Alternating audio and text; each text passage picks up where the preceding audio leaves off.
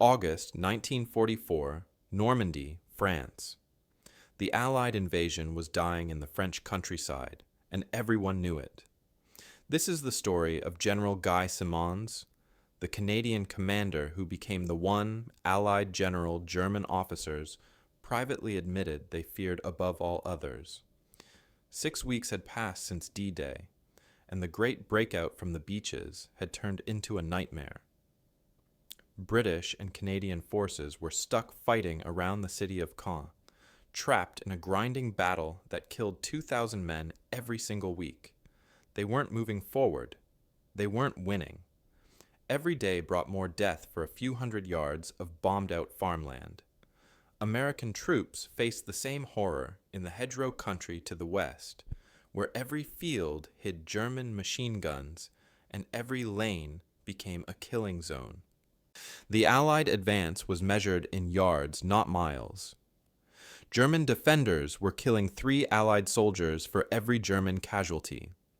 Generals were starting to whisper the word nobody wanted to say out loud: stalemate.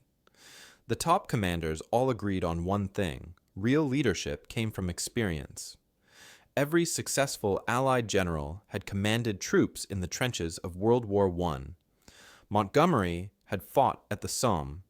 Patton had led tanks in France in 1918. Bradley had trained officers for decades. They had earned their authority through years of combat, working their way up through the ranks the proper way. The British Army especially valued this tradition. Officers came from the right families, attended the right schools, and learned warfare through a system that went back centuries. Combat experience was everything. That's what everyone believed. Then there was Lieutenant General Guy Simonds of the Canadian Second Corps. He was 41 years old. He had never commanded troops in real combat before 1943. He came from a middle-class family with no military background. His father was a British immigrant who had struggled to make money. Simonds himself was cold, distant, and almost mechanical in how he thought about tactical problems. He inspired respect, but never affection. His own officers found him scary. Montgomery thought he was brilliant, but too difficult to work with. British staff officers made fun of him behind his back. They called him a mathematical soldier with no feel for real men. American generals barely knew his name. They were too busy building their own fame to notice a Canadian commander. Even Canadian soldiers complained that Simonds treated them like pieces on a chessboard. He would calculate how many men had to die to achieve an objective, then order the attack without showing any emotion. One officer said it plainly: he would sacrifice a battalion to save a division without blinking an eye. But Simonds saw something the other generals missed. While everyone blamed the hedgerows, blamed German defenses, blamed the weather and the terrain, Simonds identified the real problem. Allied forces were fighting a World War II battlefield using World War I tactics. Infantry advanced behind artillery barrages exactly like they had at the Somme in 1916. Tanks moved slowly behind the infantry to provide support instead of charging ahead to break through enemy lines. Commanders always attacked during daylight when German anti-tank guns could see clearly and pick off Allied armor with ease. On July 18th, during an operation called Atlantic, Simonds watched his units get slaughtered in a daylight assault against a hill called Verrières Ridge. The Germans held the high ground with carefully positioned anti-tank guns, mortars, and machine gun nests. They could see everything. Canadian infantry and tanks advanced across open wheat fields in the middle of the afternoon, and the Germans destroyed them with cold efficiency. The Black Watch Regiment went into battle with 325 men. 324 died or were wounded. Only one man walked away unhurt. Tank losses were over 50%. Burning metal hulls littered the wheat fields like tombstones. That night, Simonds sat in his headquarters tent staring at casualty reports by lamplight. The numbers were horrific. The waste of life was staggering. But worse than the casualties was the fact that they had gained nothing. The Germans still held the ridge. All those men had died for a few hundred yards of scorched earth that would probably be lost again tomorrow. Other generals would have blamed bad luck or asked for more artillery support or waited for reinforcements. Simonds did none of these things. Instead, he drafted a proposal that would change how modern armies fight. His insight was brutally simple, but completely revolutionary. Stop attacking when the enemy can see you. The idea seemed obvious once he said it out loud, but nobody had actually done it before. Not at this scale. Not with hundreds of tanks and thousands of men. Night attacks were considered impossible with armored vehicles. Tanks couldn't navigate in darkness. Units would get lost. Soldiers would shoot at each other by mistake. Coordination would fall apart. Every military manual said the same thing: armor fights in daylight. Simonds didn't care what the manuals said. He had watched too many men die following those manuals. He had seen German anti-tank guns destroy Canadian tanks from a mile away, because they attacked at noon when visibility was perfect. He had watched German artillery observers on hilltops call down fire on advancing infantry because they could see every movement in broad daylight. The German advantage wasn't better equipment or better soldiers. It was simply that they could see Allied attacks coming from miles away and prepare accordingly. What if they couldn't see? What if 700 tanks rolled forward through complete darkness under a new moon? What if heavy bombers dropped thousands of tons of explosives on German positions minutes before the armor arrived, with the bombing timed so precisely that tanks would drive through the smoke and chaos before defenders could recover? What if infantry rode inside armored vehicles instead of walking behind them, protected from the machine gun fire that had killed so many? It would be the most complicated military operation ever attempted. It would require perfect timing across hundreds of vehicles. It would demand new equipment that didn't exist yet. It would need navigation systems that had never been tested. And it would have to work the first time because there wouldn't be a second chance. Simonds began writing out the technical specifications.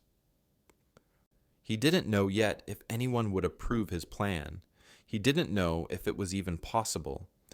But he knew one thing with absolute certainty: the old way of fighting was killing thousands of men for nothing.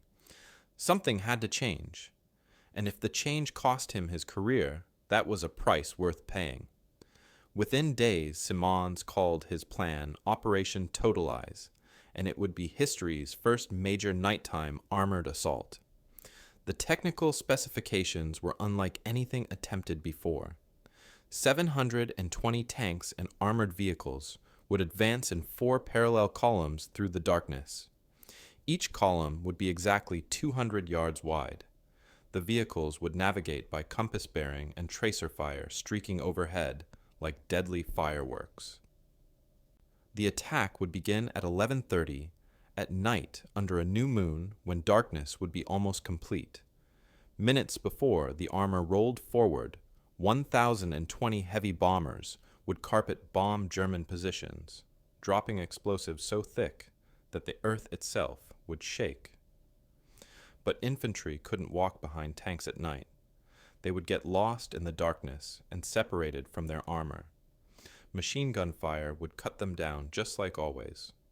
Simonds needed a way to protect his infantry while they advanced, and the solution came from an unexpected source. He ordered his engineers to take M7 self-propelled guns and remove their main weapons, the big 105mm guns that stuck out the front. What remained was an armored box on tracks with a room inside for a dozen infantrymen. Simonds called them Kangaroos, and they were the first purpose-built armored personnel carriers in military history. He demanded 76 of them built in 6 days. His engineers thought he was crazy, but they started cutting and welding immediately. The biggest technical challenge was navigation. How do you move 720 armored vehicles in tight formation through complete darkness without headlights? One vehicle getting lost could crash into another, creating chaos. Simonds developed multiple backup systems that all had to work together perfectly. Radio directional beacons would be placed every 1,000 yards along the route of advance. Colored tracer fire would mark the boundaries of each column, red on one side and green on the other. Tank commanders would update their compass bearings every 500 yards. Beaufort's anti-aircraft guns would fire on fixed lines every 10 minutes, their bright flashes serving as reference points that crews could navigate toward. Tank crews trained for 72 hours straight on night driving procedures, learning to move in formation without any lights while keeping exact distances from the vehicles around them. Montgomery's chief of staff read Simonds's proposal and called it fantastically complicated and impossibly risky. British armor commanders argued that tanks simply couldn't fight effectively at night. Visibility would be under 50 yards. Coordination would collapse within minutes. Units would fire on each other in the confusion and darkness. The whole attack would turn into a disaster. Simonds's own staff warned him that concentrated bomber strikes risked hitting Allied forces if the timing was off by even a few minutes. One brigade commander looked him in the eye and said bluntly that this plan would be a catastrophe that would destroy the Canadian Corps. But Major General George Kitching, commanding the 4th Canadian Armoured Division, backed Simonds without reservation. Kitching understood the math of the Normandy campaign. Conventional tactics meant conventional casualties.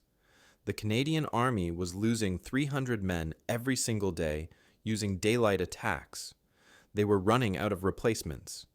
Every week brought fresh graves and fewer trained soldiers. Kitching told his skeptical officers the truth they didn't want to hear. Simonds's plan might lose 300 men in one terrible night, but it might also break through German lines and end the stalemate. The old way was guaranteed to keep killing Canadians at the same rate forever until there were no Canadians left to send forward. August 7th, 1944, 11:30 at night. The night was moonless and dark as ink. 720 armored vehicles began rolling forward through wheat fields that were still smoking and burning from the bombing raid. 1,020 bombers had just dropped 3,462 tons of high explosives on German positions. The earth was torn open in massive craters. Trees were shattered into splinters. Buildings were flattened into rubble. Fires burned everywhere, casting strange flickering shadows. German defenders were caught completely unprepared. They expected attacks at dawn like always. That's when armies fought.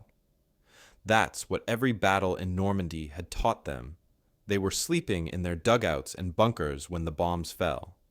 They were still trying to figure out what was happening when Canadian tanks appeared out of the darkness like metal ghosts. The first warning many German soldiers had was the sound of diesel engines roaring past their positions. By the time they grabbed their weapons and climbed out of their shelters, the first wave of Canadian armor was already a mile beyond them, driving deeper into German territory. The navigation systems worked exactly as Simonds had planned. Tank commanders watched the colored tracer fire, marking their boundaries. They listened for the Beaufort's guns firing their reference shots. They checked their compasses every few minutes and adjusted course. The columns stayed tight and organized even though drivers could barely see the vehicle in front of them. It was like watching a massive machine operate in darkness, 700 pieces moving together with precision. Phase 1 objectives were 6 miles deep into German lines. Previous operations had taken 3 weeks to advance 6 miles. Simonds's force captured those objectives by 2:30 in the morning. 4 hours after the attack began, Canadian units were farther forward than anyone had dared to hope. The casualties were 1/3 of what had been expected. 1/3. That meant 2 out of every 3 men who would have died in a daylight attack were still alive. German commanders couldn't organize counterattacks because they didn't know where the Canadian spearheads were. Radio reports from forward units were confused and contradictory. Some positions reported being overrun. Others reported seeing nothing. German officers couldn't send their reserve tanks forward because they might drive straight into Canadian guns in the darkness. The Wehrmacht's careful defensive system, which had stopped every previous Allied attack, simply fell apart when attacked at night. The results were mathematically dramatic and undeniable. 1,100 German prisoners were captured in the first 6 hours. 11 German tanks were destroyed.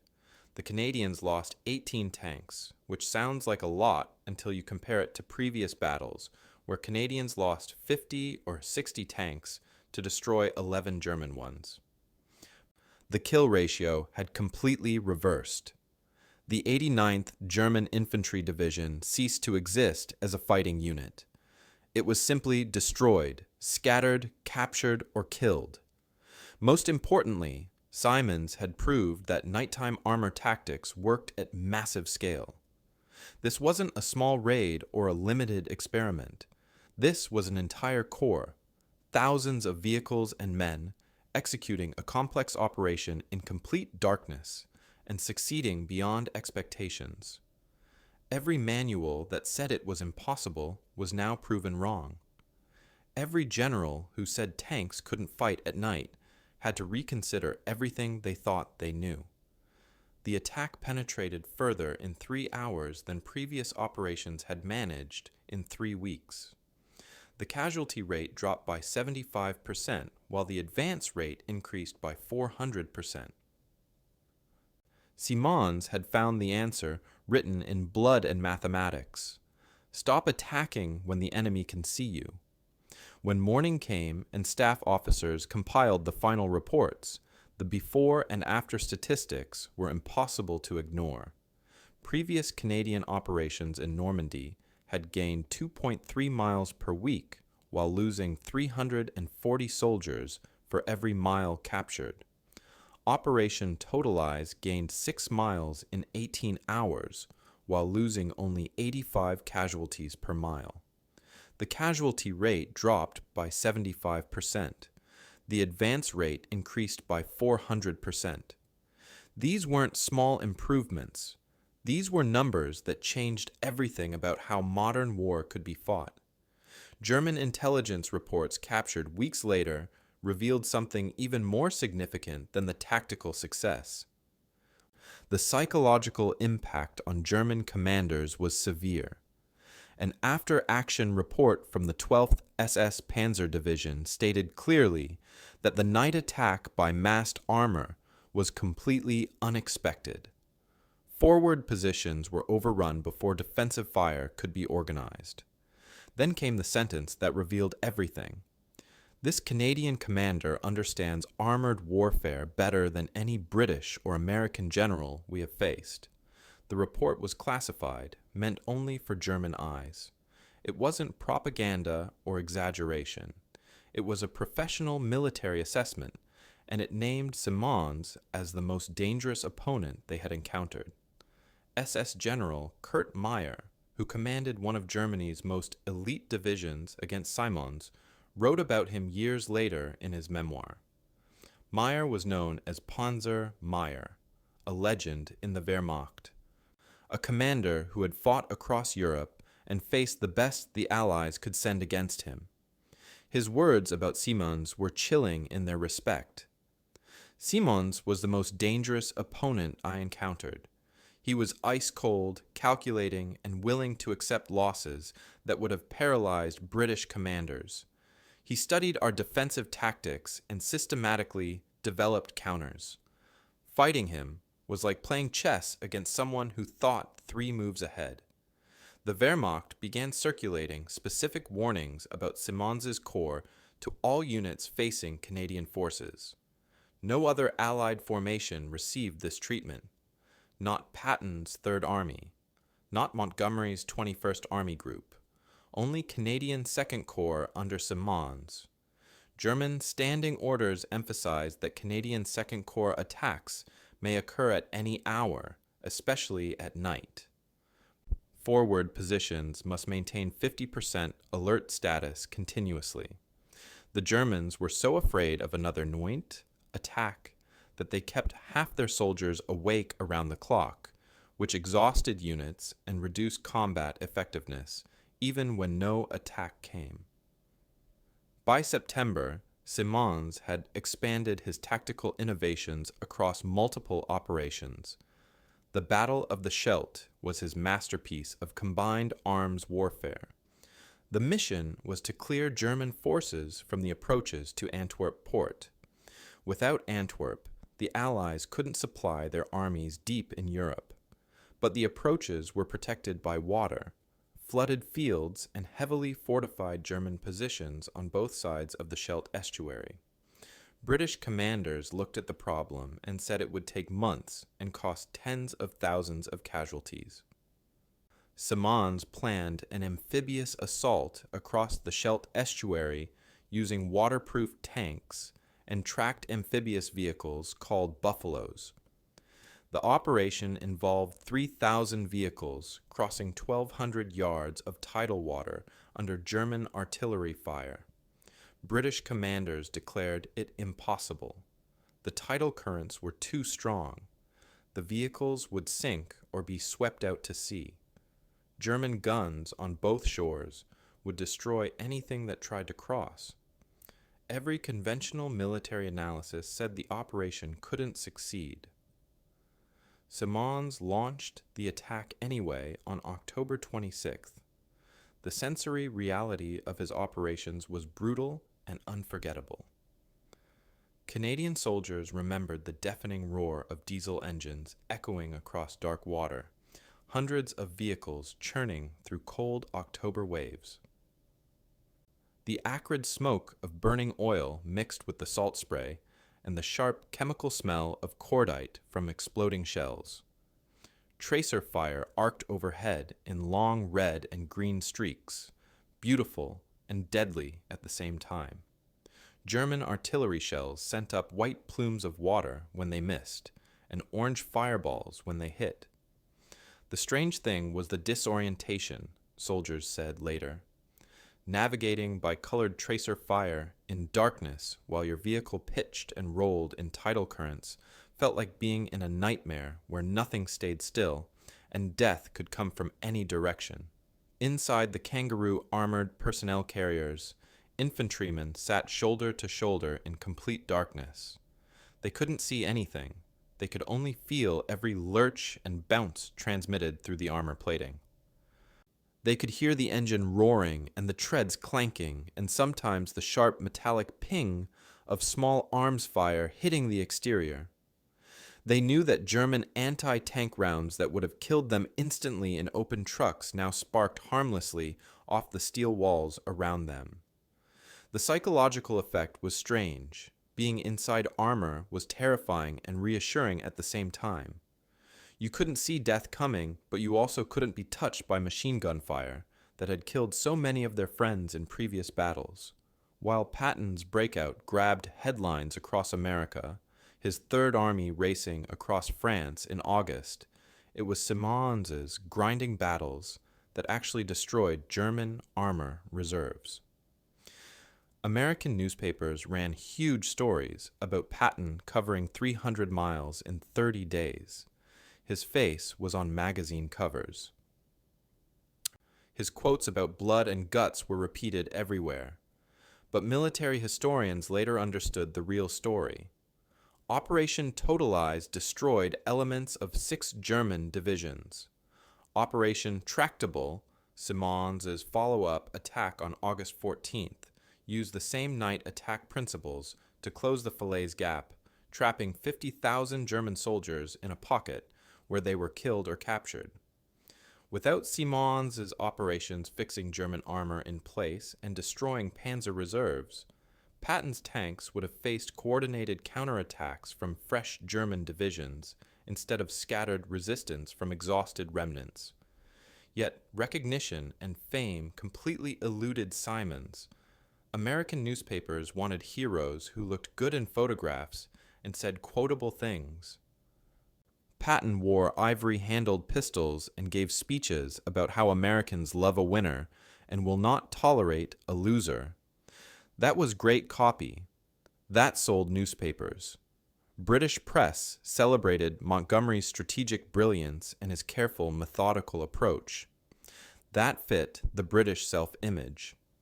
Simonds received one paragraph in most Allied news releases, usually buried on page 8. The Canadian public barely knew his name.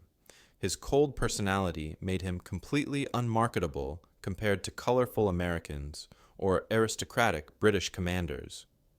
One war correspondent explained it simply. Patton was great copy. He had pistols, profanity, and bravado. He said outrageous things that made good headlines.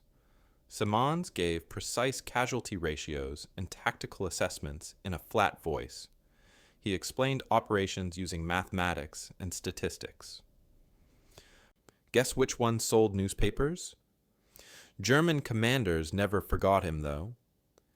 In interviews conducted after the war ended, Wehrmacht generals consistently rated Simonds as the most tactically competent Allied corps commander in Northwest Europe. General Heinrich Eberbach had commanded Panzer Group West before being captured. He knew armor warfare as well as anyone alive. His assessment was devastating for other Allied commanders. If the Allies had 6 generals like Simonds, the war would have ended in 1944. He understood that victory requires ruthless calculations, not inspiring speeches. Most generals want to be loved by their men. Simonds wanted to bring his men home alive, even if they hated him for how he did it. By war's end, the statistics told the real story that newspapers missed. Canadian Second Corps under Simonds had advanced further into German territory, captured more ground, and inflicted more German casualties than any comparable Allied formation. Most importantly, they did this while suffering below-average losses per mile gained. Those numbers represented thousands of Canadian soldiers who survived the war and went home to their families, instead of dying in French wheat fields. Simonds' innovations didn't die when the war ended. They became military doctrine studied and copied by armies worldwide. His Kangaroo armored personnel carriers directly inspired every modern APC that came after. The American M113, which carried soldiers through Vietnam and a dozen other wars, was based on Simonds' design. The Soviet BTR series that equipped Warsaw Pact armies for decades followed the same basic concept. The Israeli Merkava tank, designed in the 1970s, included a rear compartment for infantry, because Israeli generals had studied Simonds' operations and understood that infantry and armor must move together under protection. Every modern mechanized army in the world uses armored personnel carriers as standard equipment, and they all trace back to those 76 Kangaroos that Simonds' engineers welded together in 6 desperate days in August 1944. His nighttime armored tactics became required study at every major military academy. West Point taught Operation Totalize as the definitive example of tactical innovation under pressure. Sandhurst analyzed his navigation systems and coordination methods. The Soviet Frunze Academy translated his operational plans and made them required reading for officers commanding tank divisions. The Israeli Defense Forces adopted his principles wholesale after studying how he won battles. Israeli doctrine emphasized concentrating armor at unexpected points, attacking at unexpected times, and accepting calculated risks to minimize overall casualties. These were pure Simonds, filtered through a different army fighting different enemies, but following the same cold mathematical logic. After the war ended, Simonds rose to the highest positions in Canadian military leadership. He became chief of the General Staff of the Canadian Army from 1951 to 1955, the top army position in Canada. Then he became chairman of the Chiefs of Staff Committee, which made him the senior military advisor to the Canadian government, a position he held until 1960. He modernized Canadian forces to NATO standards during the Cold War. He introduced helicopter assault tactics years before the Americans used them in Vietnam. He established Canada's professional military education system that trained officers in systematic tactical thinking rather than just traditional leadership. Everything he touched became more efficient, more professional, more focused on results rather than tradition. Yet despite holding Canada's highest military positions for nearly a decade, he remained virtually unknown to the Canadian public. There were no Hollywood films about the icy Canadian general who terrified the Germans. There were no best-selling memoirs with dramatic stories and colorful language. There were no ticker tape parades or monuments in city squares. Simonds simply did his job, retired quietly, and faded from public memory while Patton and Montgomery became household names that everyone recognized. When Simonds died in May 1974, his obituary in the New York Times ran exactly 6 sentences. 6 sentences for a general who had commanded corps-level operations across Northwest Europe and then led an entire nation's military through the Cold War. When Patton died in 1945, he received 3 full columns of coverage. When Montgomery died in 1976, the Times gave him a full page with photographs and detailed analysis of his career. The general that German officers feared most received less recognition than lieutenants who had better publicists and more dramatic personalities. The contrast reveals something profound and uncomfortable about military leadership and public memory. Patton's boldness was photogenic. He looked good on camera. His quotes were memorable and dramatic. Simons's cold calculations were not photogenic. Nobody wants to watch a general explaining casualty ratios and navigation systems. Montgomery's aristocratic confidence played beautifully in newsreels. His clipped British accent and neat uniform made him look like central casting's idea of a general. Simonds's icy competence didn't play well anywhere. He looked uncomfortable in photographs. He spoke in precise technical language that bored reporters. He had no talent for self-promotion and no interest in developing one. Americans wanted heroes who embodied national character. Patton represented aggressive individualism, the bold cowboy who shoots first and asks questions later. Bradley represented modest professionalism, the quiet, competent officer who gets the job done without drama. Both fit American self-image perfectly. Canadians weren't entirely sure what they wanted their heroes to look like, and Simonds certainly didn't match whatever image they had in mind. He was too cold, too calculating, too willing to spend lives like currency to achieve objectives. That kind of ruthless competence made people uncomfortable even when it saved more lives in the long run.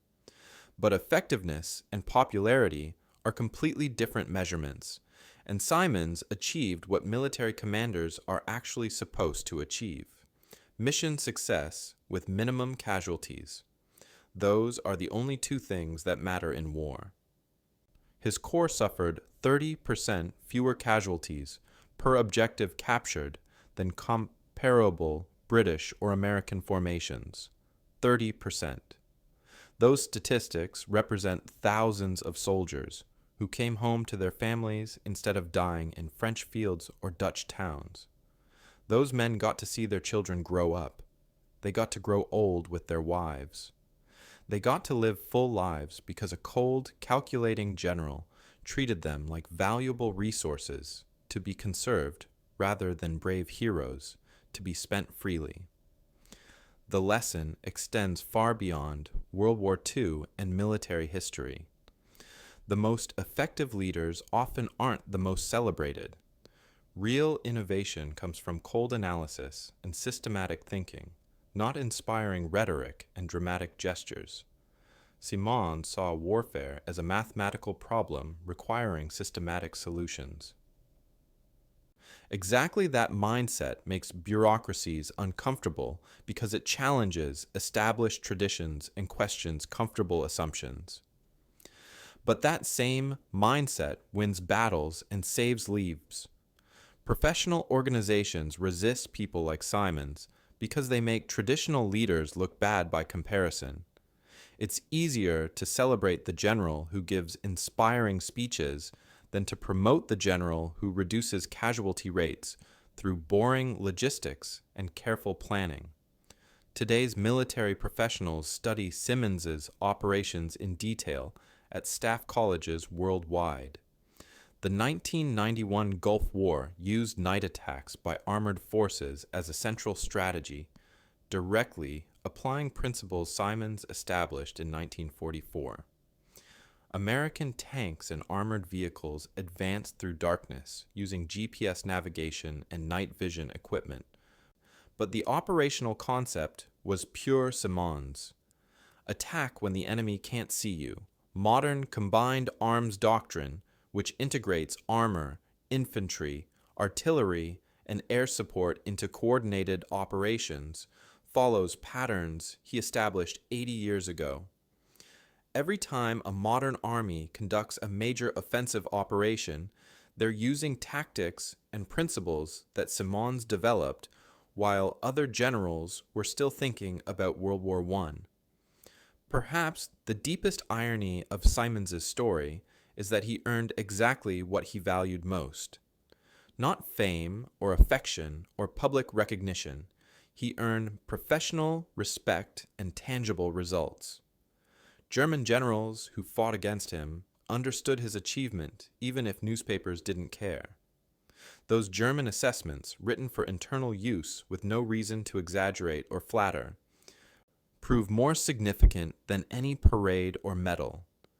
When your enemies fear you above all others, when they study your methods and warn their troops specifically about you, when they rate you as the most dangerous opponent they faced, that's the ultimate professional recognition. Fear is the tribute that professionals pay to excellence. Simonds earned that tribute through cold calculation, systematic innovation, and ruthless focus on the only mission that mattered: winning battles while bringing his soldiers home alive.